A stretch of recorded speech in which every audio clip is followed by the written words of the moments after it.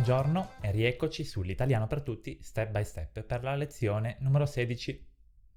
Nelle lezioni precedenti abbiamo imparato come determinare il genere e il numero di un nome comune e abbiamo anche imparato a trasformarlo in plurale. Per fare questo ci siamo concentrati sulla terminazione del nome, quindi sull'ultima e a volte anche sulla penultima lettera. Pensa alle parole che terminano con MA. Gli italiani, per determinare ancora di più il nome, ci mettono davanti una piccola parolina che si chiama articolo. Sì, ma quale? Esistono due tipologie di articoli.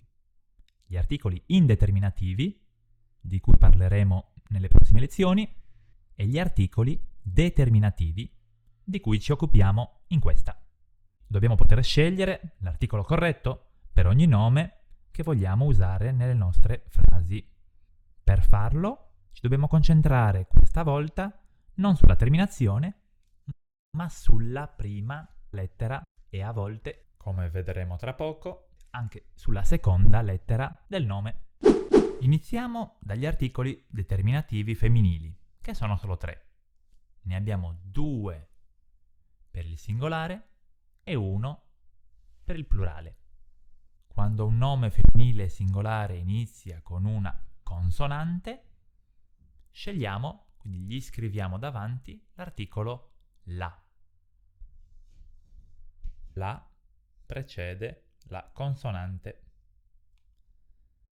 Prendiamo questa lista di nomi come terreno di gioco e cerchiamo le parole di genere femminile singolare che iniziano con una consonante.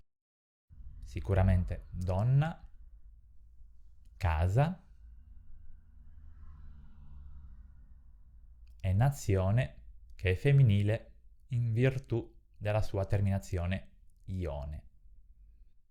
Eccole qui. Quindi diciamo la casa, la donna, la nazione. Se invece un nome femminile singolare inizia con una vocale, allora gli scriviamo davanti l'articolo L', che quindi precede la vocale. Le parole di genere femminile singolare che iniziano con una vocale sono acqua, elica, azione. Per questo diciamo l'acqua, l'elica, l'azione. Le cose diventano ancora più semplici quando parliamo di femminile plurale. Infatti tutte le parole di questo genere e numero sono precedute dall'articolo le. Le precede la consonante e la vocale. Quindi al plurale la casa diventa le case. La donna si trasforma in le donne. La nazione diventa le nazioni. L'acqua al plurale fa le acque. L'elica, un nome che termina con CA, al plurale fa le eliche con l'H. E l'azione diventa le azioni. Al genere maschile invece troviamo 5 articoli. 3 al singolare e 2 al plurale. Per i nomi maschili, te lo ricordo, che iniziano con vocale al singolare, usiamo, analogamente a quanto abbiamo visto per il genere femminile, l'articolo L', che precede la vocale. Appartengono a questa categoria le parole amico, edificio e occhio. Quindi diciamo l'amico, l'edificio, l'occhio. Quando l'iniziale di un nome maschile singolare è una consonante, scriviamo davanti al nome l'articolo il. Il precede la consonante. In questo gruppo rientrano le parole libro, ragazzo, mese. Il ragazzo, il mese. Ma ti sarai accorto che esiste un terzo articolo per il genere maschile singolare. Quando usiamo questo articolo, lo usiamo davanti ad un piccolo gruppo di consonanti. Possiamo raggrupparle in 6 categorie. Lo precede i nomi che iniziano con una S seguita da un'altra consonante, qualsiasi consonante. Una Q, una P, una T. Lo squalo, lo sport, lo studio. Lo precede ancora i nomi che iniziano con Z. Quindi lo zoo e lo zucchero. Scriviamo lo davanti ai nomi che iniziano con la lettera Y. Quindi lo yoga.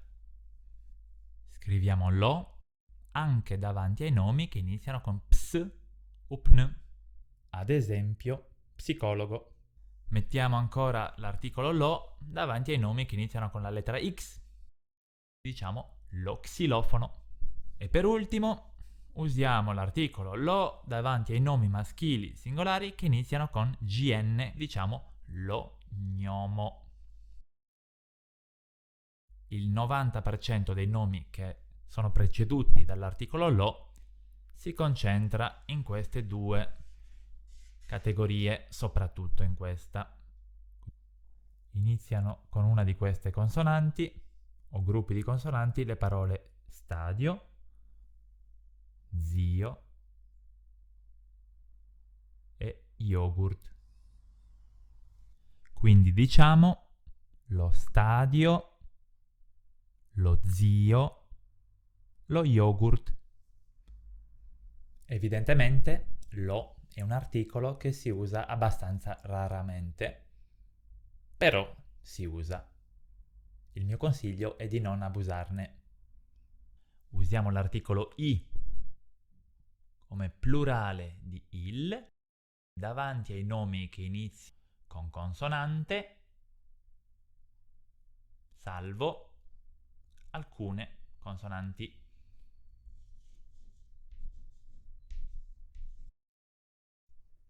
Al plurale il libro diventa i libri, il ragazzo diventa i ragazzi e il mese i mesi.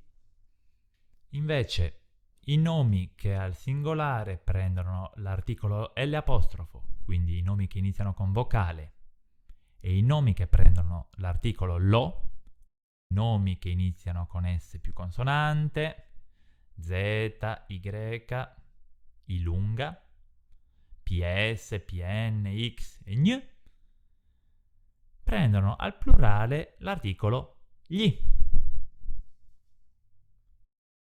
Il plurale di l'amico è gli amici.